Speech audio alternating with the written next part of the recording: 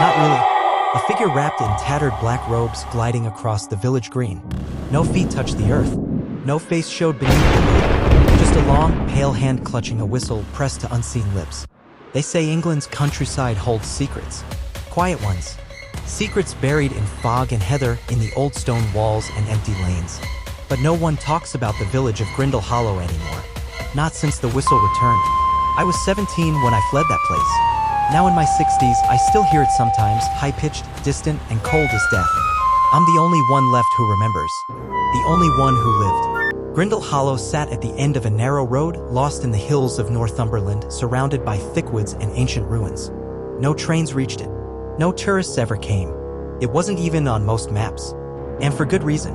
The village had a rule. One spoken in pubs and whispered in homes. Never open your door when the whistle sounds. People used to scoff at it, newcomers mostly. But the locals never laughed. Not after what happened to Mr. Worsley. He was the village doctor. Quiet, bookish, always carried a pocket watch. One November evening, a strange sound came drifting through the valley. Not the wind.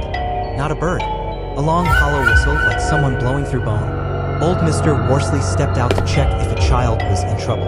That's what people said afterward. He never came back. By morning, his garden gate was swinging.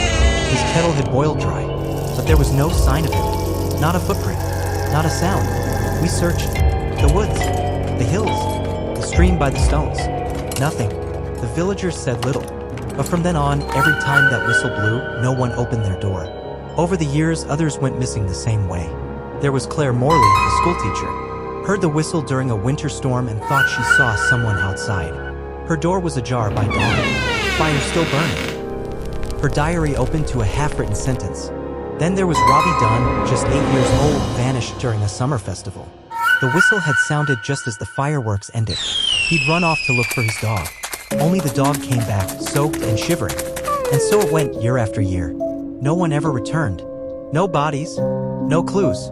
I lived with my grandmother back then. Agnes Holloway, a sharp-tongued widow who ran the village apothecary.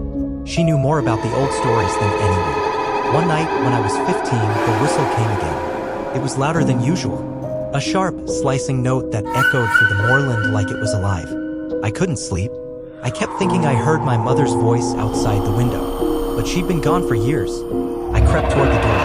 Just as I touched the handle, Grandma caught my wrist. "Don't you dare," she whispered, eyes wide. "It isn't her. It's him." And that's when she told me.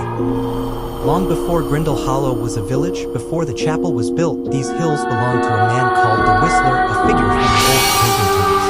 A hermit, a wanderer, a collector of souls, cloaked in black with no face and a whistle carved from the bone of a saint. They say he lived in the ancient woods and played his whistle at night, luring the curious into the trees. Once someone stepped out, they were never seen again.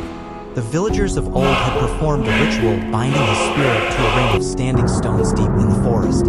It held him for generations. But time wears down even the strongest bindings. And someone or something must have disturbed the circle. It feeds on those who listen, Grandma said. On their fear, their longing. It makes them want to follow. I didn't believe her. Not then. 2 years later, on a cold autumn night, the whistle returned and everything changed. That time, it came in waves, rising and falling. Longer. Angrier. It felt like it was everywhere at once, echoing through the trees, slipping under doors and into dreams. Windows rattled. The lights flickered. Even the livestock screamed. And then they started walking. People. Friends. Neighbors.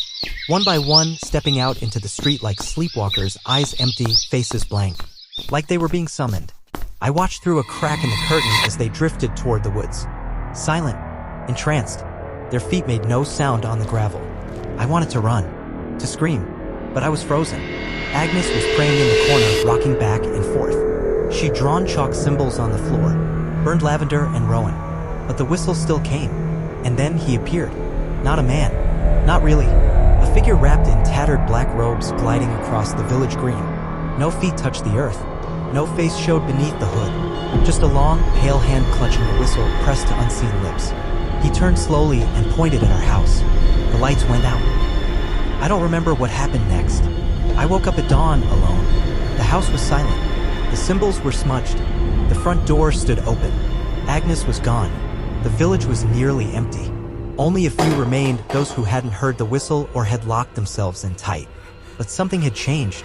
The trees seemed closer, the air thicker. I packed a bag and left that day. Never returned.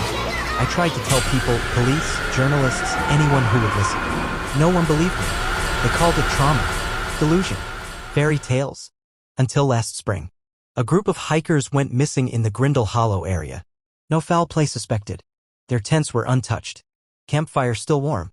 All that was found was a crude drawing on a notepad. A hooded figure, holding a whistle. Now people are starting to whisper again. The wind still carries strange sounds near the ruins. Animals won't go near the old woods. And a woman online recently posted that her child came back from a holiday in Northumberland whistling a tune she didn't recognize and won't stop. You may not believe me. That's fine. But if you ever find yourself in the hills near Grindle Hollow and you hear a whistle in the dark, don't open your door. Don't listen. Because once you hear it, it knows your name.